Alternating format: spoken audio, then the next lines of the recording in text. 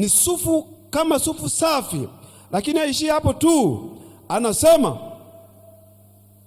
kiti chake kilikuwa kama miali ya nini? Ya moto. Utisho wa namna gani mwanadamu ataonekana mbele za Mungu? Utisho wa namna gani? Lakini anasema hivi, hata mto ulionekana mto kama moto unapita mbele, alafu dunia nzima iko kwenye kizimba na Mungu yuko hapo. Kesi zote ziko kwenye mafaili, kwenye vitabu.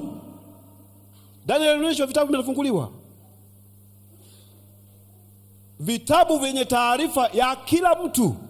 Tutaangalia mbele kidogo hapa namna ambavyo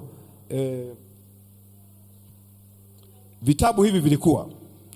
Na unajua tunaambiwa maelfu na maelfu walikuwa mbele za Mungu kwa ajili ya hukumu.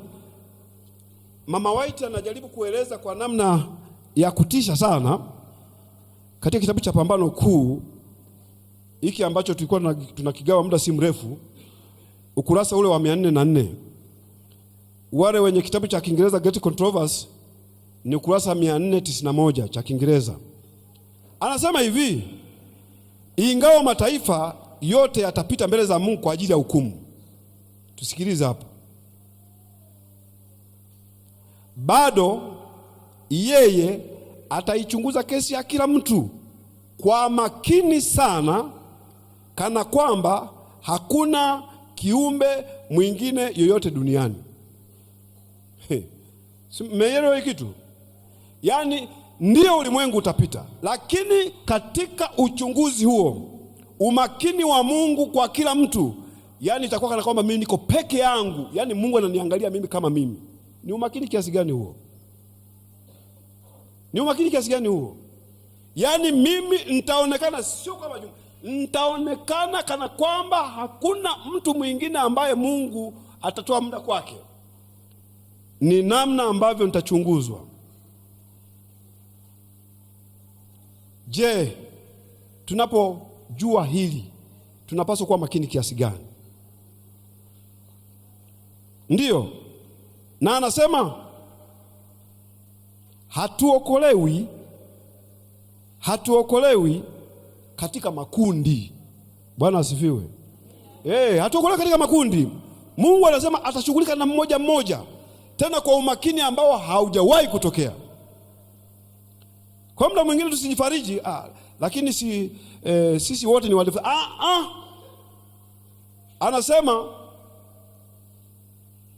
Anasema usafi wa maisha na kujitoa kwa mtu mmoja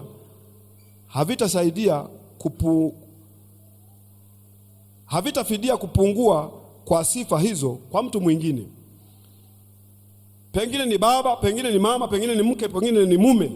Yaani usafi wa mke au usafi wa mume hautafidia mapungufu ya mke. Usafi wa mke hautafidia mapungufu ya nani? Ya mume. Kila mtu kivyake. Kila mtu kivyake.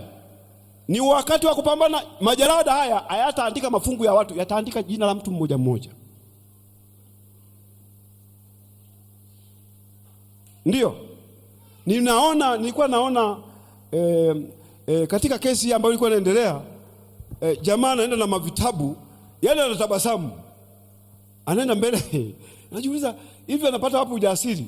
Nikagundua kitu kimoja, kwamba unajua ukijua taratibu na kama unajua huna hatia, muda mwingine unakuwa na amani. Lakini ukikamatwa na hatia kwa kusema kweli, na kama hujui sheria, ni kazi ngumu kweli. Si mnaona jamani, mtu anatembea na vitabu, utafikia anaenda kwenye harusi. Wakati mimi nadhani hata magoti yanaweza kawa yanavunjika kuitwa kwenye kizimba. Kweli sijawahi. Na naogopa kabisa. Lakini mwenzangu anatembea kwa ujasiri, alafu muda mwingine wanafanya hata kufanya hivi. Unajiuliza, anapata wapi ujasiri huu? Kesi wanajua kucheza na nini? Na mafaili. Wewe kesi yako itakaposimama mbele ya jaji mkuu, miale ya moto, utafanyeje? Nitafanyeje? Mungu atusaidie. Kama nilivyosema, inachotangazwa katika kitabu cha Ufunuo na kila ambacho Daniel anakiona ni hukumu ya upelelezi. Yohana anasema saa ya hukumu imefanya nini? Imekaribia. Saa ya hukumu ya upelelezi kwa watu wa Mungu, kwa ulimwengu, ilianza mwaka gani? Tunapaswa kujua hili, vinginevyo Ukristo wetu utakuwa kwenye hatari. Vinginevyo, tusipojua hili, Ukristo wetu utakuwa hatarini. Saa ya hukumu ya upelelezi ilianza mwaka gani?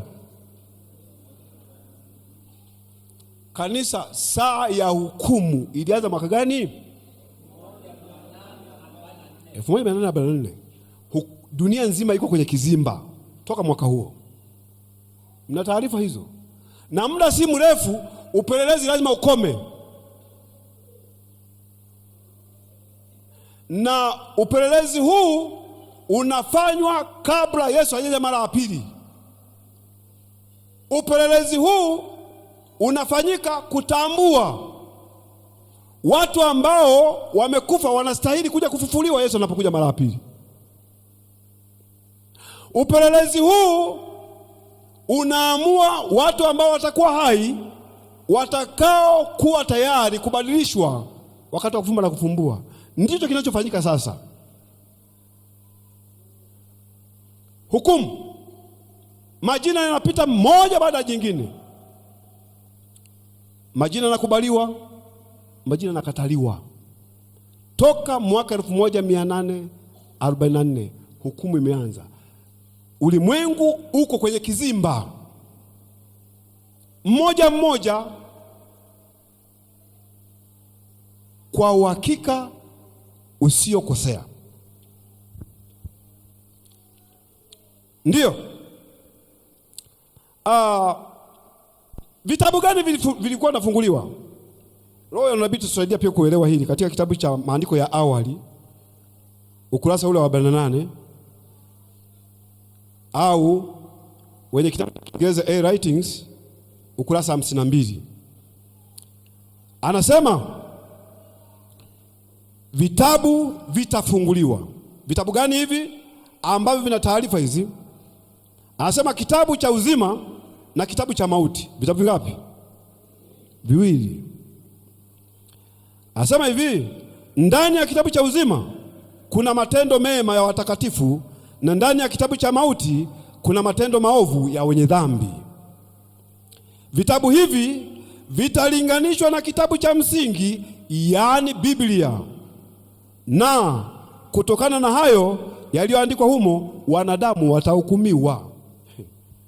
Biblia kinaonekana kama ni kitabu cha hakina maana, lakini tunaambiwa ndicho kitabu ambacho matendo yaliyoandikwa kwenye vitabu vile vingine yatalinganishwa na yale ambayo yameandikwa kwenye nini?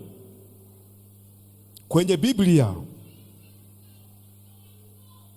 Tunapaswa kuelewa vizuri hili. Hapa sio pa kucheza. Tunapaswa kuelewa vizuri hili. Ukichezea Biblia umechezea uhai wako.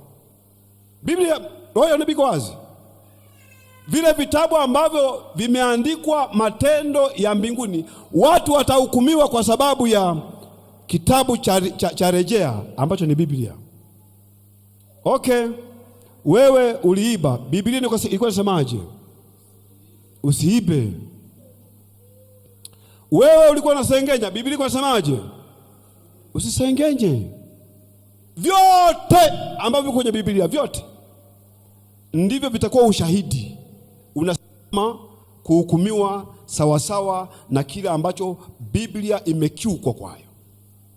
Mama wetu anasema hivi katika hicho kitabu cha maandiko ya awali, kama mnacho mnaweza kwenda kusoma. Lakini vitu gani ambavyo viliandikwa kwenye vitabu hivi? Pia roho inabidi tusaidia kuelewa hili. Katika kitabu cha Shuhuda kwa Kanisa, gombo la 4, Testimony of the Church volume 4, kuna sura inasema hukumu. Nitasoma baadhi ya mambo hapa. Anasema hivi, tuangalie mambo ambayo yaliandikwa kwenye nini? Kwenye vitabu hivi. Watu wengine wanafikiri ni amri 10 tu ndizo ambazo zitawashitaki watu mbele za Mungu. Tumeambiwa Biblia ndio itatumia kama shahidi namba 1. Mama White anasema hivi katika kitabu cha Shuhuda kwa Kanisa gombo la 4, anasema asubuhi ya tarehe 23 Oktoba mwaka 1879 majira ya saa 8 usiku, Roho wa Bwana alinijia. Alikuwa anamjia kwa ajili ya nini? Natazama nikaona matukio ya usuyo hukumu ijayo. Bwana asifiwe. Ambayo ndio na sisi tunapaswa kufahamu. Mungu hataki tuwe gizani kama vile ambavyo nabii wake alianika haya mambo wazi kwake. Anasema nikaona anasema nikakosa lugha ya kueleza kwa utoshelevu kuhusu mambo yaliyoonyeshwa mbele yangu na athari iliyoletwa na mambo hayo akilini mwangu. Siku kuu ya kwanza kwa hukumu ya Mungu ilionekana kuwa imewadia. Ndicho alichokisema Yohana Ufunuo, sio? Anasema ilionekana kama nini? Imewadia. 10,000 mara 10,000 wakasimama mbele ya kiti cha enzi kikubwa, ambapo juu yake alikuwa ameketi mtu mwenye muonekano mkuu. Vitabu mbalimbali vikafunguliwa mbele yake, na juu ya majalada, juu ya hivyo vitabu, palikuwa pameandikwa kwa herufi ya dhahabu. Maneno yaliyoandikwa yalikuwa ni kitabu cha mbinguni. Anasema kimoja kati ya vitabu hivi kilichokuwa na majina ya wale wanaodai kuiamini kweli kikafunguliwa nacho. Ghafla nikapoteza uono kwa mamilioni ya wasiohesabika katika kiti cha enzi, na umakini wangu ukawa kwa wale waliodai kuwa ni watoto wa nuru na wa ile kweli. Watu hawa walipoitwa mmoja baada ya mwingine, mmoja baada ya mwingine, na matendo yao mema kuorodheshwa, nyuso zao zingeliangaza kwa furaha takatifu ambayo ingeliakisiwa katika upande wao. Lakini hili halikuonekana kubakia katika akili yangu kwa msukumo mkubwa. Kitabu kingine kikafunguliwa ambacho ndani yake zimenakiliwa dhambi za wale wanaokiri kweli. Kama tulivyosema, kuna kitabu kina taarifa za watu waliotenda mema, kuna kitabu kina taarifa za watu waliotenda nini? Vitabu vingapi? Na anasema vitabu hivi juu ya kila kitabu kimeandikwa kwa alama ya nini? Ya dhahabu. Maandishi angavu kabisa, lakini vimebeba taarifa ya kila mmoja. Sasa anasema hivi chini ya kichwa kikuu cha ubinafsi, dhambi ambazo ziliandikwa, dhambi zilizoandikwa kwenye hivi vitabu, kulikuwa na dhambi ya ubinafsi. Ipo kwenye amri 10? Watu wa Mungu, ipo kwenye amri 10? Haipo. Dhambi ya ubinafsi ni miongoni mwa dhambi ambazo anasema yani ilikuwa inaorodheshwa ubinafsi, alafu zinafuata dhambi zingine chini ambazo zimebebwa na nini? Na ubinafsi. Kushoto kuna jina la mtu, kulia kuna dhambi kubwa na zile ambazo zinaambatana. Anasema hivi, chini ya kichwa cha ubinafsi imeorodheshwa kila dhambi. Kwa hiyo inaonekana ubinafsi ndio dhambi kuu ambayo chini yake dhambi zote ziliorodheshwa hapo. Mtu mwanza, kwani mbona hii kwenye amri 10 haipo? Subiri. Mungu anasema tutahukumiwa kwa neno la nani? La Mungu. Kwa hiyo anasema hivi, kulikuwa pia na vichwa juu ya kila safu ya chini ya hivi na pembeni ya kila jina la mtu pameandikwa katika kila safu zake dhambi ndogo ndogo. Dhambi ngapi? Ndogo ndogo. Anasema hivi, chini ya kutamani, chini ya kutamani, dhambi ya kutamani